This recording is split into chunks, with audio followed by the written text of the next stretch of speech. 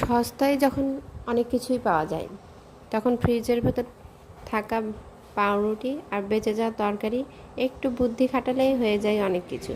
4-5টা যে কেটে নিলাম পাউরুটি, সেটাতে ব্রেড গাম বানিয়ে নিলাম। এবার যে পাউরুটিটা কেটে নিলাম সেটা হালকা একটু পানির ভেতর ভিজে চেপে নিলাম।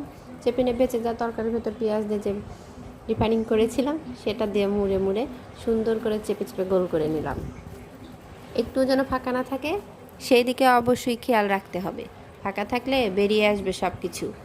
তারপরে দিয়ে দিলাম যা একটু প্রিন্ট হয়ে আয় ব্রেড গ্রামের ভেতর। তারপর কড়াইটা গরম করে একে একে সব কিছু দিয়ে দিলাম। প্রথমে একটু লো হিট রাখবেন, তারপরে আস্তে আস্তে হিটটা একটু বাড়ায় দিয়ে সব কিছু ঢেলে নেবেন। তারপর যখন এইরকম হয়ে আসবে তখন নামায় নেবেন। আর বাচ্চাকে টিফিন দিলে সে টিফিন খালি বক্স চলে আসবে, বাচ্চাও খেয়ে শান্তি, পেটও শান্তি। দে বাবা খা, আর কত খাবি, সস্তায় তো।